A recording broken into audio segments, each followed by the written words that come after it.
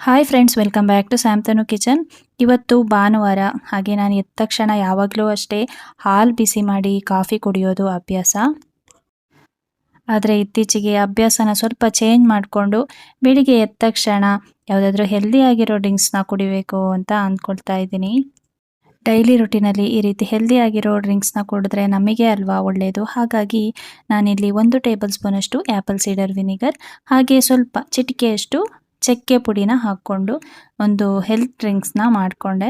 ತುಂಬಾ ಚೆನ್ನಾಗಿರುತ್ತೆ ಇದು ಹೆಲ್ತಿಗೆ. ವೆಯ್ಟ್ ಲಾಸ್ ಆಗಿರ್ಬೋದು, ಇಲ್ಲ ಅಂದರೆ ಡೈಜೆಷನಿಗಾಗಿರ್ಬೋದು, ಈ ರೀತಿ ಕುಡಿಯೋದ್ರಿಂದ ನಮಗೆ ತುಂಬಾ ಒಳ್ಳೆಯದು. ಡೈಲಿ ರುಟೀನಲ್ಲಿ ನಾವು ಈ ರೀತಿ ಎದ್ದ ತಕ್ಷಣ ಬಿಸಿ ಬಿಸಿಯಾಗಿರೋ ಒಂದು ಹೆಲ್ತ್ ಡ್ರಿಂಕ್ನ ಕುಡಿದ್ರೆ ನಮಗೆ ಒಳ್ಳೆಯದಲ್ವಾ. ಹಾಗೆ ಬೆಳಿಗ್ಗೆ ನಾನು ಬ್ರೇಕ್ಫಾಸ್ಟಿಗೆ ಉಪ್ಪಿಟ್ಟು ಮಾಡೋಣ ಅಂದ್ಕೊಂಡೆ. ಹಾಗಾಗಿ ಸ್ವಲ್ಪ ಎಣ್ಣೆನ ಹಾಕ್ಕೊಂಡು ತವಕ್ಕೆ 1 ಕಪ್ಪಷ್ಟು ರವೆನ ಹಾಕ್ಕೊಂಡು ಅದನ್ನು ಚೆನ್ನಾಗಿ ಹುರ್ಕೊಳ್ತಾ ಇದ್ದೀನಿ.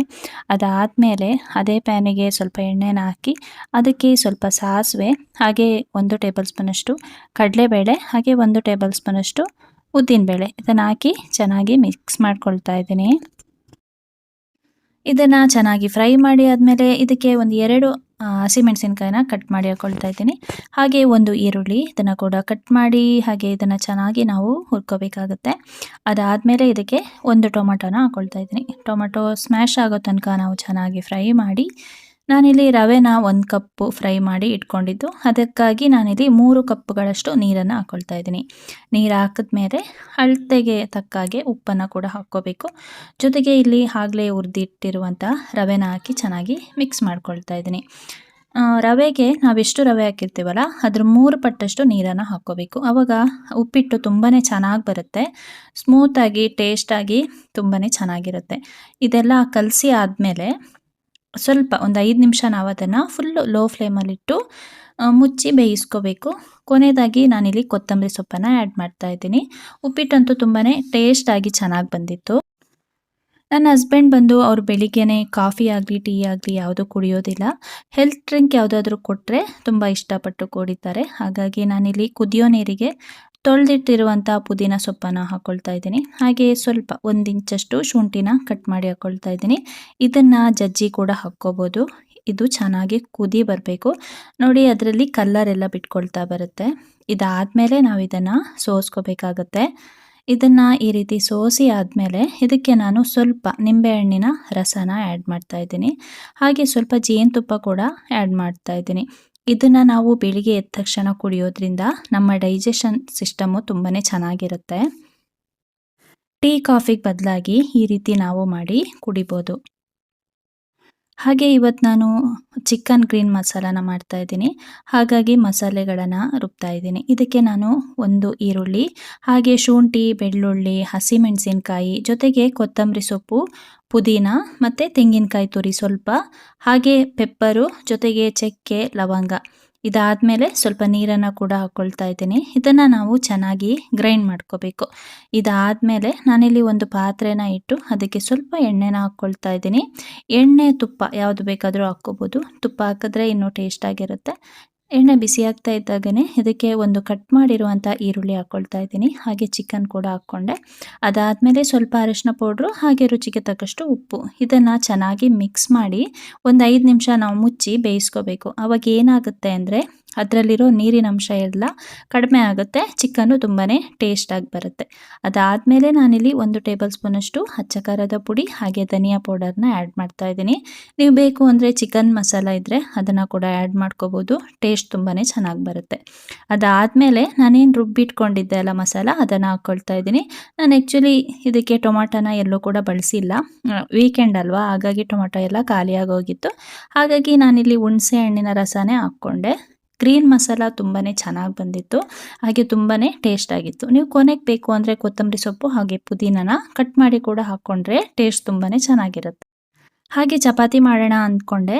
ಮಾಮೂಲಾಗಿ ಒಂದೇ ಥರ ಯಾಕೆ ಸ್ವಲ್ಪ ಡಿಫ್ರೆಂಟಾಗಿ ಮಾಡೋಣ ಅಂದ್ಕೊಂಡು 1.5 ಕಪ್ಪಷ್ಟು ಗೋಧಿ ಹಿಟ್ಟು, ಹಾಗೆ ಸ್ವಲ್ಪ ತುರಿದಿರೋ ಕ್ಯಾರೆಟು, ಪುದೀನ, ಕೊತ್ತಂಬರಿ ಸೊಪ್ಪು, ಹಾಗೆ ಒಂದು ಅರ್ಧ ಒಳಷ್ಟು ಈರುಳ್ಳಿನ ಕಟ್ ಮಾಡಿ ಹಾಕ್ಕೊಂಡು ಅದಕ್ಕೆ ಚಿಕ್ಕ ಚಿಕ್ಕದಾಗಿ ಕಟ್ ಮಾಡಿರುವಂಥ ಶುಂಠಿ, ಬೆಳ್ಳುಳ್ಳಿ, ಹಾಗೆ ಅಚ್ಚ ಖಾರದ ಪುಡಿ ಮತ್ತು ಧನಿಯಾ ಪೌಡ್ರನ್ನ ಹಾಕ್ಕೊಂಡೆ. ಜೊತೆಗೆ ರುಚಿಗೆ ತಕ್ಕಷ್ಟು ಉಪ್ಪು, ಹಾಗೆ ಸ್ವಲ್ಪ ಎಣ್ಣೆ ಕೂಡ ಹಾಕ್ಕೊಂಡು ಇದನ್ನು ಚೆನ್ನಾಗಿ ಮಿಕ್ಸ್ ಮಾಡಿ ಅದಕ್ಕೆ ಬೇಕಾಗುವಷ್ಟು ನೀರನ್ನು ಹಾಕಿ ನಾವು ಚಪಾತಿಗೆ ಯಾವ ಥರ ಕಲಿಸ್ತೀವಲ್ವ ಅದೇ ಥರ ಕಲಿಸ್ಕೋಬೇಕು. ಮಾಮೂಲಾಗಿ ನಾವು ಬರೀ ಚಪಾತಿನ ಮಾಡೋದಕ್ಕಿಂತ ಈ ರೀತಿ ಸ್ವಲ್ಪ ಇಂಗ್ರೀಡಿಯೆಂಟ್ಸ್ನ ಹಾಕಿ ಮಾಡಿದ್ರೆ ಟೇಸ್ಟ್ ಕೂಡ ಚೆನ್ನಾಗಿರುತ್ತೆ, ಹಾಗೆ ಹೆಲ್ತ್ ಕೂಡ ತುಂಬಾ ಒಳ್ಳೆಯದು. ಪಾಲಕ್ ಸೊಪ್ಪಿದ್ರೆ ಅದನ್ನು ಕೂಡ ನಾವು ಪೇಸ್ಟ್ ಮಾಡಿ ಇದ್ರ ಜೊತೆಗೆ ಹಾಕಿ ನಾವು ಚಪಾತಿನ ಲಟ್ಟಿಸ್ಕೋಬೋದು. ಹಾಗೆ ಬೀಟ್ರೋಟ್ ಇದ್ದರೆ ಅದನ್ನು ಕೂಡ ನಾವು ಗ್ರೈಂಡ್ ಮಾಡಿ ಹಾಕಿ ಮಿಕ್ಸ್ ಮಾಡಿ ನಾವು ಚಪಾತಿನ ಮಾಡ್ಕೋಬೋದು. ತುಂಬಾ ಚೆನ್ನಾಗಿರುತ್ತೆ. ಮಾಮೂಲಾಗಿ ಒಂದೇ ಥರ ಮಾಡೋದಕ್ಕಿಂತ ಈ ರೀತಿ ಸ್ವಲ್ಪ ಡಿಫ್ರೆಂಟಾಗಿ ಮಾಡಿದ್ರೆ ಟೇಸ್ಟು ಚೆನ್ನಾಗಿರುತ್ತೆ, ಹಾಗೆ ಹೆಲ್ತ್ ವೈಸ್ ಕೂಡ ತುಂಬಾ ಒಳ್ಳೆಯದು. ಈ ರೀತಿ ಚೆನ್ನಾಗಿ ಕಲಸಿ ಅದಕ್ಕೆ ಸ್ವಲ್ಪ ಎಣ್ಣೆನ ಹಾಕಿ ಒಂದು ಅರ್ಧ ಗಂಟೆ ನಾವು ಹಾಗೆ ಬಿಟ್ಟು ಮತ್ತೆ ಇದನ್ನು ಲಟ್ಟಿಸ್ಕೊಂಡ್ರೆ ಚಪಾತಿ ತುಂಬಾ ಸ್ಮೂತಾಗಿ ಚೆನ್ನಾಗಿ ಬರುತ್ತೆ. ಅದಾದಮೇಲೆ ನಾವು ಮಾಮೂಲಾಗಿ ಯಾವ ರೀತಿ ಚಪಾತಿ ಮಾಡ್ತೀವಲ್ವ ಅದೇ ಥರ ನೋಡಿ ಈ ರೀತಿ ಉಂಡೆ ಕಟ್ಕೊಂಡು ಪೌಡರ್ನ ಹಾಕಿ ಮಾಮೂಲಾಗಿ ನಾವು ಯಾವ ಥರ ಚಪಾತಿ ಲಟ್ಟಿಸ್ತೀವಲ್ವ ಅದೇ ಥರ ಲಟ್ಟಿಸ್ಕೋಬೇಕು. ತುಂಬ ತೆಳು ಮಾಡೋಕ್ಕೆ ಹೋಗಬೇಡಿ, ಮೀಡಿಯಮ್ ಆಗಿ ಇರಲಿ, ಚೆನ್ನಾಗಿ ಬರುತ್ತೆ.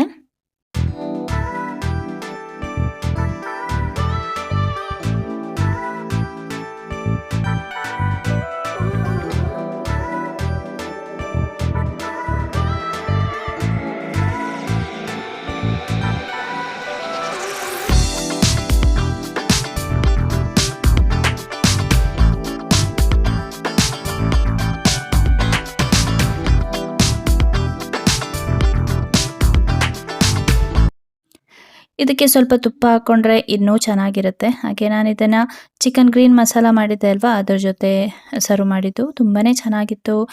ನೀವು ಕೂಡ ಟ್ರೈ ಮಾಡಿ. ವೀಕೆಂಡ್ ಅಲ್ವಾ, ಮನೇಲಿ ಫ್ರೂಟ್ಸು ತರಕಾರಿ ಎಲ್ಲ ಖಾಲಿಯಾಗಿ ಹೋಗಿತ್ತು, ರೇಷನ್ ಎಲ್ಲ. ಹಾಗಾಗಿ ಸ್ವಲ್ಪ ಫ್ರೂಟ್ಸು ವೆಜಿಟೇಬಲ್ ಎಲ್ಲ ತರೋಣ ಅಂತ ಮಾರ್ಕೆಟಿಗೆ ಹೋಗ್ತಾ ಇದ್ದೀವಿ. ನಾನು ನಿಮಗೆ ತೋರಿಸ್ತೀನಿ ನೋಡಿ. ಸಿಡ್ನಿ ಮಾರ್ಕೆಟು ತುಂಬಾ ಚೆನ್ನಾಗಿದೆ, ನಮಗೆ ಬೇಕಾಗಿರೋ ಐಟಮ್ಗಳೆಲ್ಲ ಅಲ್ಲಿ ಸಿಗುತ್ತೆ. ನೀವು ಕೂಡ ನೋಡಿ, ಎಂಜಾಯ್ ಮಾಡಿ.